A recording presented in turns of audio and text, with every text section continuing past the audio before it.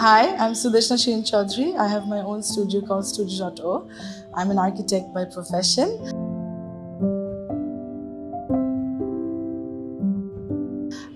My firm actually works mostly on interior projects. We do commercial and residential both.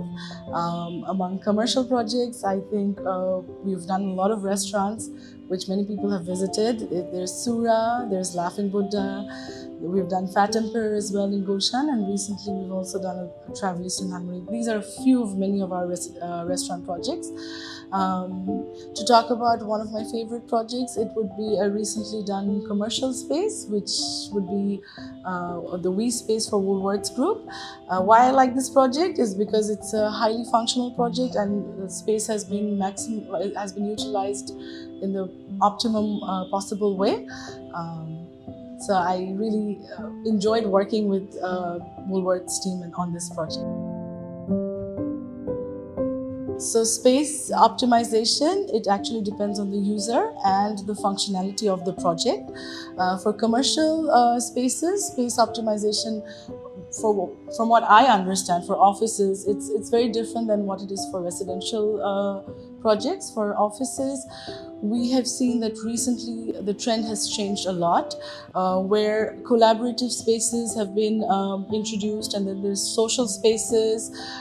There are focus nooks as well, where people can focus and work, because a lot of collaborative works go on in most of the offices these days. So we also design spaces where a space can be turned into a collaborative space, and then it can be your own personal space as well. So the flexibility of spaces or the flexibility to change a function of a space has increased.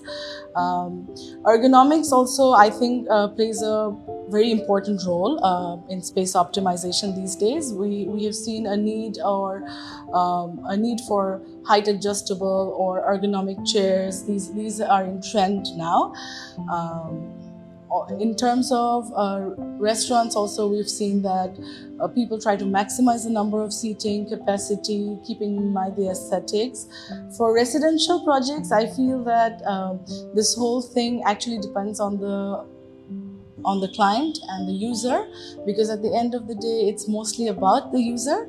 But what we always try to do is we try to make spaces as functional or as user-friendly as possible. What I've seen in the recent trends that since the area of apartments have reduced significantly, we've tried to open up spaces like have the living, dining and kitchen like one whole open space, which allows a lot of free flow and also gives an illusion of more space than it actually may be. Apart from that, I feel that there are other aspects which play in a very important role with space optimization is lighting, the use of wall cladding or mirrors. For instance, if an apartment is not very well lit and is small in scale, the lighting design would have a very important vital role in how the users will feel about the space. I've noticed one thing, that furniture plays a very important role in these kind of spaces these days, because there was a time, Amra Jokhon, we've seen big bulky furnitures, and that is what we have grown up seeing, boro furnitures, big dining tables.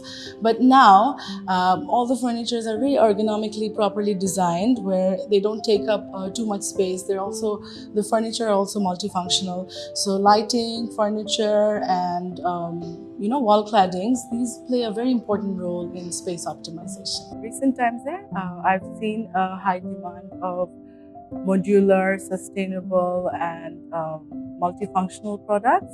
I think ISHO has a wide variation of these. There are shelves, there are sofas, there's a few products like Murano, Malmo, and there's Flexi, there's Elliot. I think these products are very interesting and can be placed anywhere and can be customized as needed for any residents. So I would be really interested to look into these fantastic designs that ISHO is coming